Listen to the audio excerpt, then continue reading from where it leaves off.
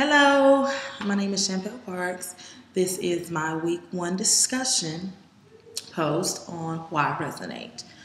First off, I'll go ahead and define what resonate means to me. And to me, resonate means to express yourself in a way to where other people are affected. Don't adjust the crowd to you, but adjust you to the crowd. In the past, I've always expected the crowd to adjust to me, but just in reading the first chapter of the textbook, I know now that I should be the one adjusting to the crowd. It's a lot easier for me to adjust to a crowd of people than to have an entire crowd of people adjust to me. So one thing that I can do this month is to absorb every detail of information offered in this course, because presentations, especially oral presentations, is not my forte. When presenting, I do like to create a storyboard or an outline of whatever it is I will be presenting. Therefore, if I get thrown off track, then I can always just look at my outline, get right back on track. I don't really listen to a lot of communicators. I don't really listen to a lot of talk. So the communicator that resonates the most with me would really be my pastor. He's an awesome speaker. He never speaks in monotone, which I've heard a lot of preachers that do speak in monotone, and the message is good, but they are boring.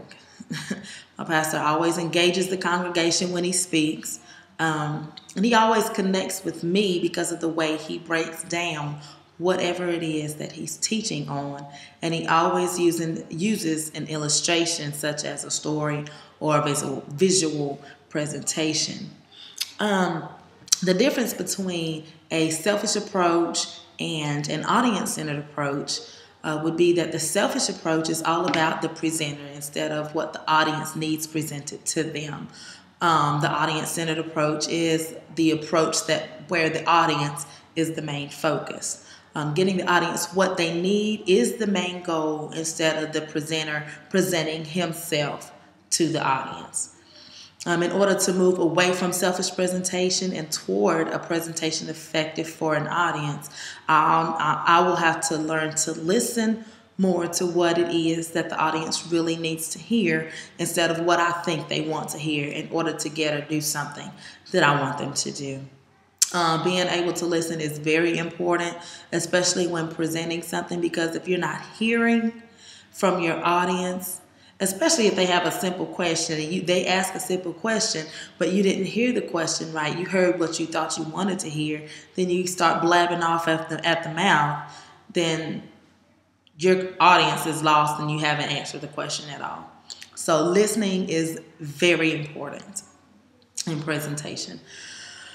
Now, the leg of presentation that I am the strongest in would be the visual story. It's so easy for me to put a chart or a graph or even draw up an outline for the audience to follow along with.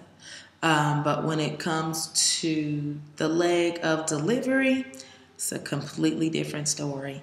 I can put the presentation together, but when it comes to delivery, I'm bound to choke. I put this presentation together that I'm doing right now. I typed it all up, memorized everything, but when it came to deliver it, I choked. And the only person I'm looking at is myself. So my weakest leg of the presentation table would be the leg of delivering.